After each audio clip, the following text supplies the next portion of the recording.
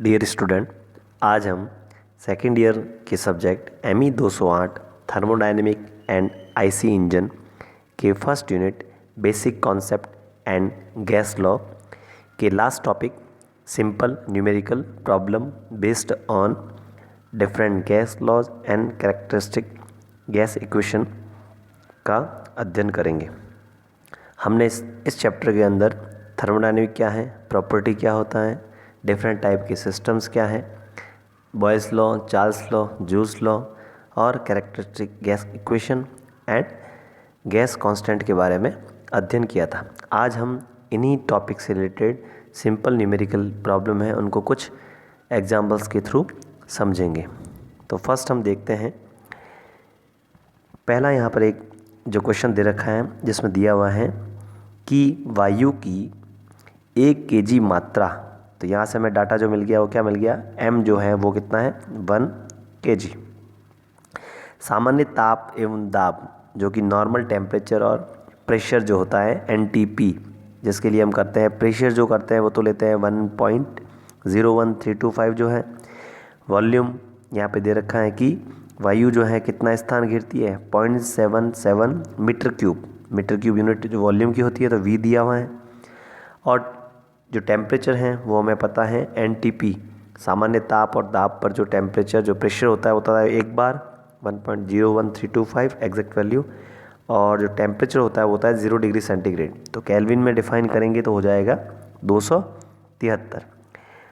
हमें ज्ञात क्या करना है, गैस का लाक्षणिक स्थिरांक जो है यानी कि R फाइंड आउट करना है हमें, और इसी गैस का द्रव्यमान भी ज्ञात कीजिए। एक और क्वेश्चन है इसी के अंदर कि R ज्ञात होने के बाद में गैस का जो है द्रव्यमान ज्ञात करना है जब दाब 10 बार हो, तापमान 550 डिग्री सेंटीग्रेड और आयतन 5 मीटर क्यूब हो।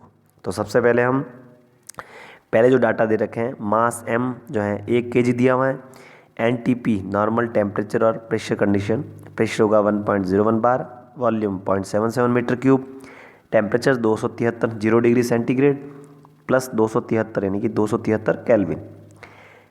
हम जानते हैं आदर्श गैस की जो है लाक्षणिक इक्वेशन क्या थी, PV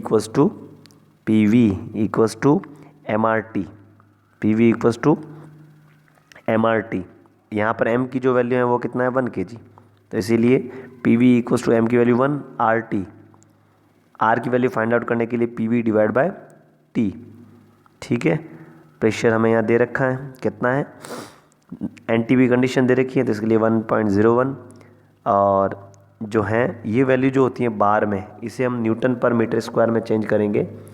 तो एक बार जो होता है वो होता है 1 बार = 1 इंटू जो है 10⁵ न्यूटन पर मीटर स्क्वायर।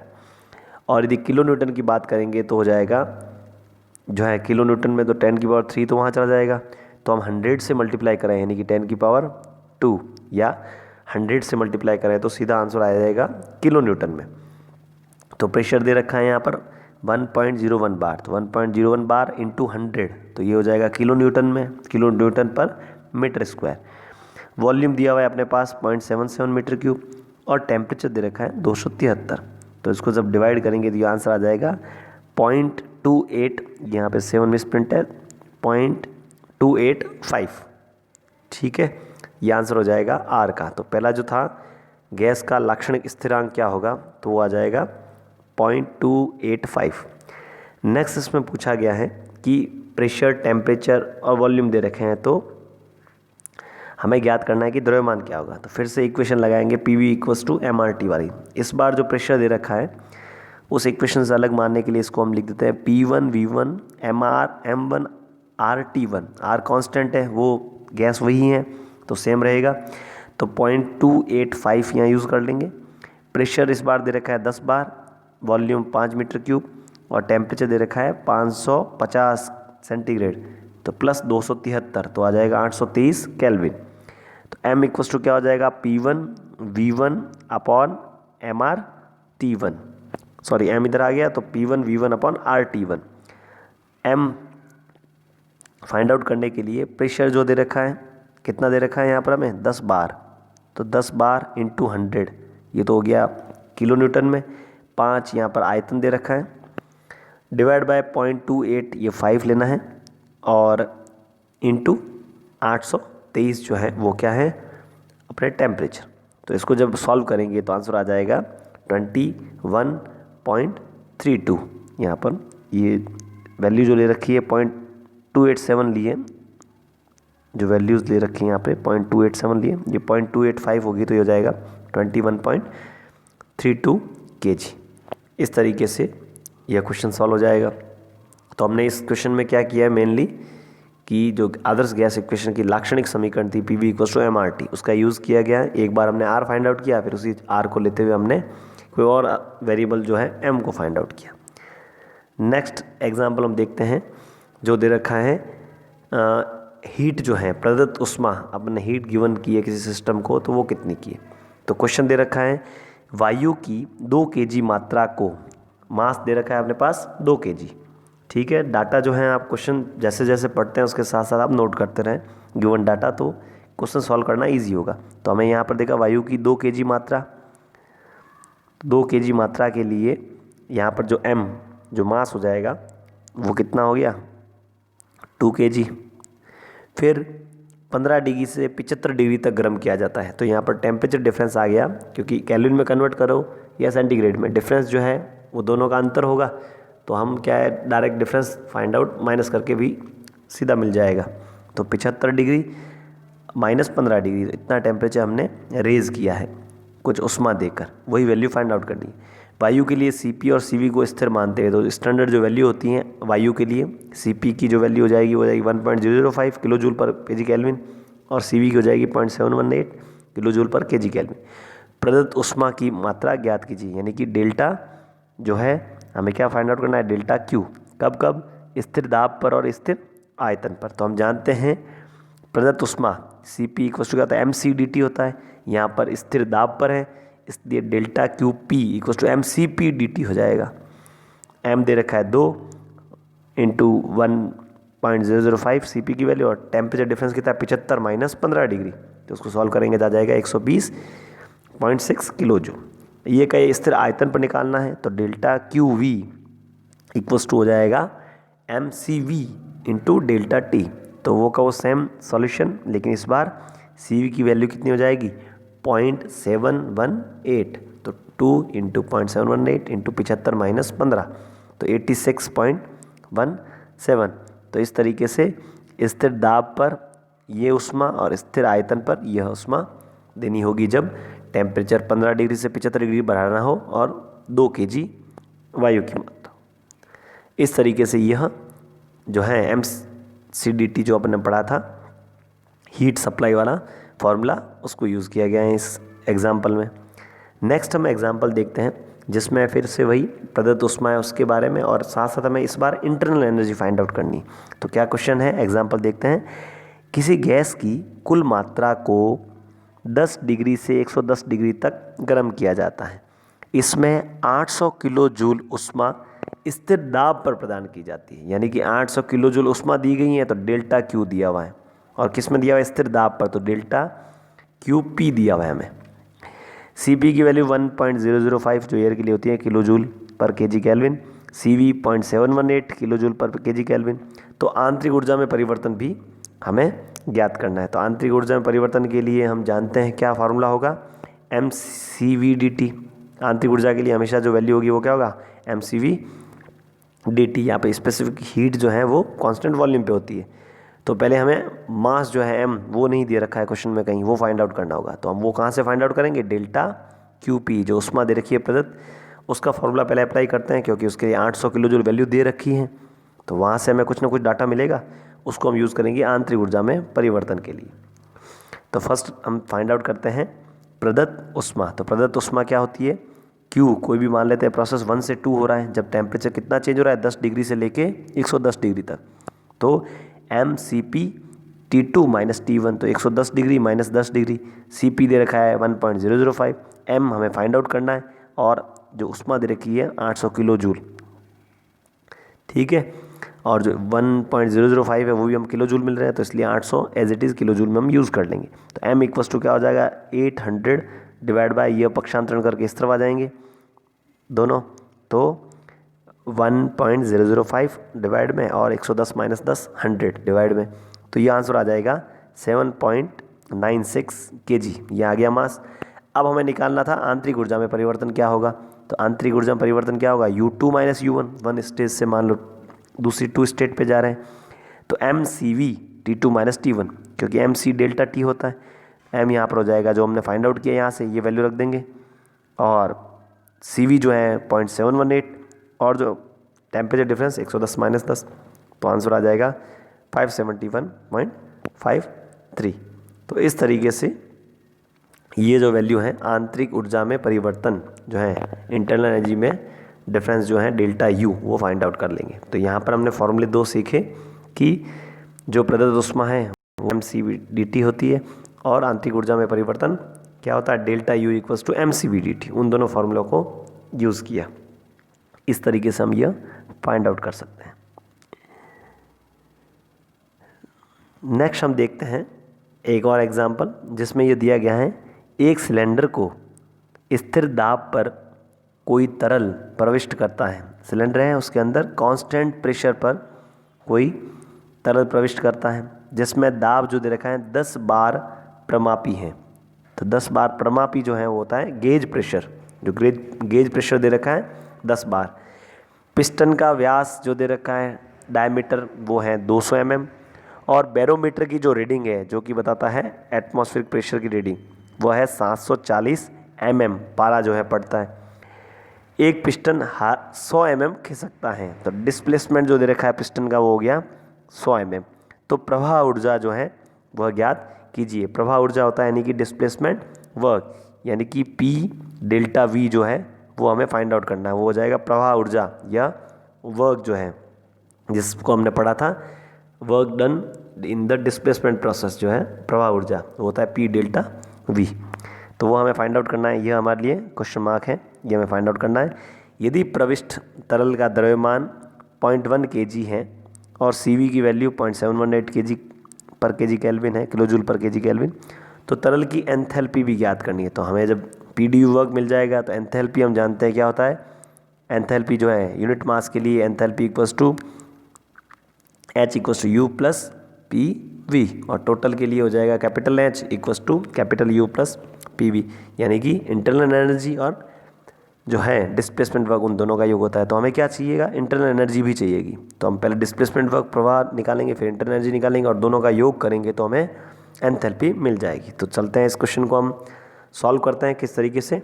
तो पहले हमें दे रखा है प्रेशर जो है उन सभी को कन्वर्ट करना होगा, गेज प्रेशर और एटमॉस्फेरिक प्रेशर दिया हुआ है। तो हम जानते हैं कि एब्सोल्यूट जो प्रेशर है, निरपेक्ष दाब या एब्सोल्यूट प्रेशर, वो क्या होता है, वो होता है आपके गेज प्रेशर जो है प्लस एटमॉस्फेरिक प्रेशर। यहाँ पर मान लो ये गेज प्रेशर है और ये है आपका एटमॉस्फेरिक प्रेशर, तो इन दोनों का जो योग होता है या बैरोमेट्रिक प्रेशर, इन दोनों का जो योग होता है वो होगा अपने टोटल प्रेशर जो है। ये क्या हो जाएगा अपने टोटल प्रेशर या एब्सोल्यूट प्रेशर, यानी कि जीरो जो एब्सोल्यूट है वहाँ से कितना प्रेशर है। तो अभी हमने क्या दिया हुआ है कि PV जो है 740 mm ऑफ पारा दिया हुआ है। तो हम जानते हैं एक जो एटमॉस्फेरिक प्रेशर है 1.01325 जो बार होता है वो होता है बैरोमीटर के अंदर 760 mm ऑफ Hg। 760 जो हाइट होती है पारे की उसके बराबर एक एटमॉस्फेरिक प्रेशर होता है। तो यहाँ पे कितना दे रखा है 740, तो हम इसे कन्वर्ट करेंगे बार में कितना होगा, तो 740 divide by 760 into atmospheric pressure जो 1 बार जो होता है किसके बराबर, तो ये हो जाएगा 740 जो पारा है वो किसके बराबर होगा 0.986 बार के बराबर। तो हम अब निकाल सकते हैं निरपेक्ष दाब, एब्सोल्यूट प्रेशर कितना होगा, जो हम यूज़ करेंगे फॉर्मूले में P। तो P इक्वल्स टू क्या हो जाएगा, gauge pressure PG plus barometric pressure PB। तो गेज प्रेशर कितना दे रखा है यहाँ पर 10 बार, तो 10 बार प्लस ये जो आंसर अभी हमने निकाला 740 को जो कन्वर्ट किया है तो उसको जोड़ देंगे, तो टोटल जो प्रेशर है वह किसके बराबर हो जाएगा 10.986 बार के बराबर प्रेशर मिल गया। अब हमें क्या चाहिएगा, प्रवाह जो ऊर्जा है डिस्प्लेसमेंट वर्क के लिए वॉल्यूम। तो वॉल्यूम के लिए हमें दे रखा है कि डिस्प्लेसमेंट कितना हो रहा है पिस्टन का 10 mm और डायमीटर दिया हुआ है। तो एक सिलेंडर है, इसके अंदर ये पिस्टन है मान लो, जिसका ये कनेक्टिंग रॉड मान लो है, ये पिस्टन है। तो इसका ये एरिया जो हमें दे रखा है वो कैसा हो जाए निकाल लेंगे अपन। डायमीटर हमें यदि इस पिस्टन का पता है तो एरिया क्या हो जाएगा π/4 d²। और यदि ये डिस्प्लेसमेंट करके इसकी जो लेंथ है वो L जो लेंथ खिसकता है, तो हमें पता है जो वॉल्यूम किसके बराबर हो जाएगा, एरिया इंटू हाइट। डिस्प्लेसमेंट जो है वॉल्यूम जो है वो मिल जाएगा। तो हम कैसे निकालेंगे, जो तरल है उसका आयतन निकाल रहे हैं कि कितना वो डिस्प्लेस हुआ, तो π/4 d², ये तो हो जाएगा एरिया इंटू L, तो ये हो जाएगा वॉल्यूम। तो हमारे पास एरिया कितना होगा π/4 d, डायमीटर कितना दे रखा है 200 mm। तो हमें सब वही MKS सिस्टम है, SI सिस्टम में सब मीटर में कन्वर्ट करेंगे। 200 mm, 1 मीटर बराबर कितना हो जाएगा 1000 mm। तो 1000 से इसको डिवाइड कर देंगे तो 200 डिवाइड बाय 1000, तो 0.2 मीटर हो जाएगा। और जो डिस्प्लेसमेंट है वो कितना है 100 mm, तो वही 100 डिवाइड बाई 1000, तो ये भी हो जाएगा 0.1। तो निकाल देते हैं π/4 0.2 जो है डायमीटर उसका स्क्वायर इंटू लेंथ जो है डिस्प्लेसमेंट वो है 0.1। तो ये हो जाएगा आंसर, मल्टीप्लाई करेंगे तो पाई की वैल्यू 3.14 और बाकी ये जो है 0.004 डिवाइड बाई 4, तो ये हो जाएगा 10⁻³ मीटर क्यूब। ये आंसर हमने देखा, सबको मीटर में कन्वर्ट किया था, इसलिए वॉल्यूम किस में आ जाएगा अपने मीटर क्यूब में। तो 3.14 इंटू 10⁻³ इस तरीके से ये हमारे आयतन निकल जाएगा। अब नेक्स्ट हमें निकालना है क्या, प्रवाह ऊर्जा। तो हमें प्रेशर आ गया हमारे पास और आयतन आ गया, तो हम निकाल सकते हैं। तो देखते हैं, सबसे पहले प्रवाह ऊर्जा या डिस्प्लेसमेंट वर्क कितना हुआ था, P इंटू एक्चुअल में होगा P इंटू ΔV। तो यहाँ V लिख रखा है, ये ΔV ये डिस्प्लेसमेंट, क्योंकि हमें इनिशियल कंडीशन नहीं दी हुई है, तो हमारे पास जो कितना किसका वही है, तो V वॉल्यूम निकाला है जो डिफरेंस है वॉल्यूम का। तो प्रेशर कितना हो जाएगा 10.91986, ये हम निकाल चुके हैं। और ये निकाला हमने किस में, बार में। तो बार में निकाला था हमने, तो यह जो बार में प्रेशर था, यह प्रेशर क्या हो जाएगा इसके अंदर, हम न्यूटन पर मीटर स्क्वायर में कितना हो जाएगा 10⁻⁵ जो है वो बराबर हो जाएगा। तो 10 बार 10.986 बार इंटू 10⁻⁵, तो ये हो जाएगा न्यूटन पर मीटर स्क्वायर में, इंटू वॉल्यूम दे रखा है 3 हमने वही कैलकुलेट करके निकाला था 3.14 इंटू 10⁻³ इनको जब सॉल्व करेंगे तो ये आ जाएगा 3449। और किलो जूल में कन्वर्ट करने के लिए 1000 से डिवाइड करेंगे, जो आंसर आएगा वो आएगा जूल में, किलो जूल के लिए 1000 से डिवाइड करेंगे, तो हमारे पास आंसर जो आ जाएगा वो आ जाएगा 3.449 किलो जूल।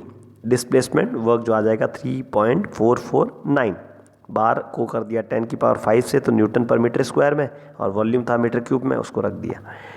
नेक्स्ट हमें पता है एंथैल्पी निकालनी है, आंतरिक ऊर्जा भी चाहिए, इन दोनों का योग ही एंथैल्पी है। तो हम नेक्स्ट निकालते हैं आंतरिक ऊर्जा। तो आंतरिक ऊर्जा क्या होता है mCV dt। टेम्परेचर डिफरेंस यहाँ पर क्वेश्चन में गिवन नहीं है, डाटा मिसिंग है। तो यहाँ यदि ऐसा किसी तरीके से किसी में आए तो हम क्या कर सकते हैं, उसमें जो डाटा मिसिंग है हम एज्यूम करके वैल्यू फाइंड आउट कर सकते हैं। तो यहाँ हम जो निकालेंगे फिर जो आंसर वो करेक्ट होगा। तो हमने यहाँ एज्यूम कर लेते हैं कि टेम्परेचर डिफरेंस कितना है हमारे पास में 20 डिग्री सेंटीग्रेड या जो केल्विन है, तो मान लो जो भी टेम्परेचर चेंज हुआ वो 20 का जो तापमान है वो चेंज हो रहा है। तो हम निकाल देंगे m जो दे रखा है अपने पास, कितना दिया हुआ है m जो वैल्यू दे रखी है 0.1 kg, और डेल्टा T जो है यहाँ हम एज्यूम कर लेते हैं टेम्परेचर डिफरेंस वो हो जाएगा 20 डिग्री सेंटीग्रेड, इतना टेम्परेचर हमारे चेंज हुआ है। तो हम निकालेंगे यहाँ पर m 0.1 इंटू 0.718 CV की वैल्यू इंटू टेम्परेचर डिफरेंस, तो 20, तो ये निकल जाएगा 1.436 किलो जूल। अब एंथैल्पी जो है वो किसके बराबर हो जाएगी, internal energy plus displacement work, internal energy plus displacement work. Internal energy अभी हमने फाइंड आउट की 1.436 और डिस्प्लेसमेंट वर्क 3.449 प्रवाह ऊर्जा, तो यहाँ हो जाएगा दोनों का योग वो हो जाएगा 4.886। इस तरीके से ये वैल्यू हम एंथैल्पी की फाइंड आउट कर देंगे। नेक्स्ट जो क्वेश्चन है वो दे रखा है, वो दे रखा है किसी गैस का प्रारंभिक दाब 400 किलो न्यूटन पर मीटर स्क्वायर है और आयतन जो है वो कितना है 0.14 मीटर क्यूब है। इस प्रकार से प्रसारित किया जाता है, एक्सपेंड कर रहे हैं कि दाब 80 किलो न्यूटन पर मीटर स्क्वायर हो जाए। इस प्रसरण में तापमान यदि स्थिर रहता है तो अंतिम आयतन क्या होगा। तो तापमान स्थिर कांस्टेंट किस में रहता है, बॉयल्स लॉ में हमने देखा था कि तापमान वो है वो क्या रहेगा, कांस्टेंट रहता है और प्रेशर और वॉल्यूम चेंज होते हैं। तो क्या होती है condition, P1V1 equals to P2V2। इसे हम इस तरीके से भी देख सकते हैं कि हम जानते हैं PV इक्वल्स टू जो है MRT, पहली कंडीशन। अब ये कह रहा है टेम्परेचर कांस्टेंट है तो पहले के लिए ये सारे 1 होंगे मान लो और दूसरे के लिए ये सारे आ जाएंगे 2। तो जब टेम्परेचर कांस्टेंट है तो इधर वाली टर्म हमेशा कांस्टेंट रहेगी। तो P1V1 इक्वल्स टू P2V2। यहाँ से ऐसा सीधा फाइंड आउट भी कर सकते हैं कि दो कंडीशन के लिए क्या होगा, प्रेशर और वॉल्यूम का मल्टीप्लिकेशन कांस्टेंट होगा जो कि होता है बॉयल्स लॉ। तो V2 निकालना है, V2 को एक तरफ रखा, बाकी को जो है उस तरफ भेज दिया है। तो V2 इक्वल्स हो जाएगा P1V1 बाय P2।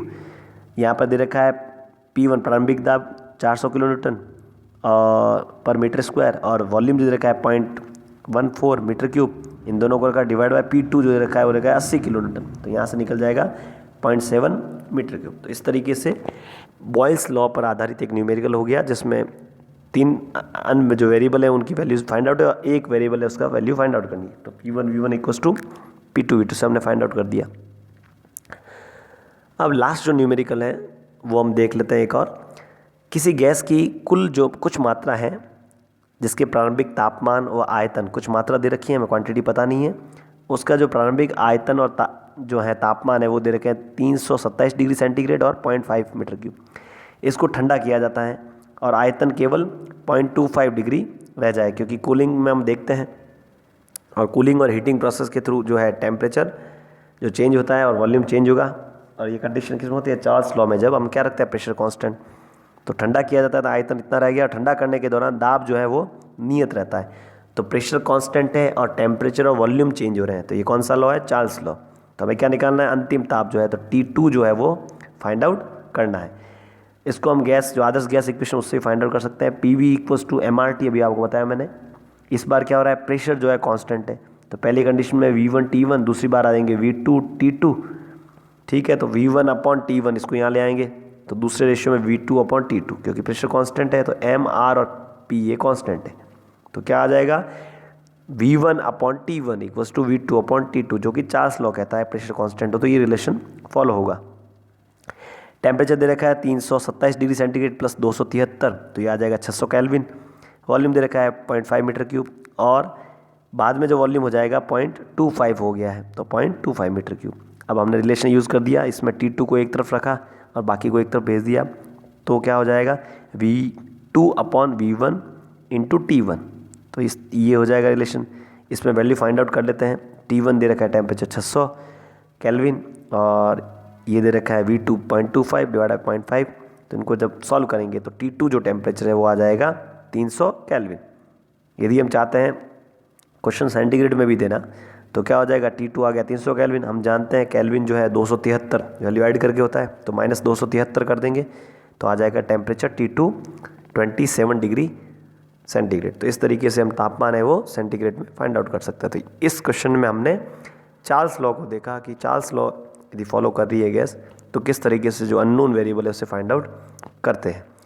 तो इस तरीके से जो कुछ न्यूमेरिकल्स से हमने वो स्टडी की है, जिसके अंदर आदर्श गैस इक्वेशंस की जो कैरेक्टरिस्टिक इक्वेशन है उसको इंटरनल एनर्जी कैसे फाइंड आउट करते हैं, यदि उसमें हम दे रहे हैं तो किस तरीके से फाइंड आउट करते हैं, और चार्ल्स लॉ और बॉयल्स लॉ पे यदि सिंपल न्यूमेरिकल प्रॉब्लम आती है तो उन्हें किस तरीके से सॉल्व करते हैं। इस तरीके से फर्स्ट जो यूनिट है basic concept and gas law second year diploma की वह आज समाप्त होती है। नेक्स्ट क्लास में हम सेकेंड यूनिट है उसके बारे में अध्ययन करेंगे। धन्यवाद।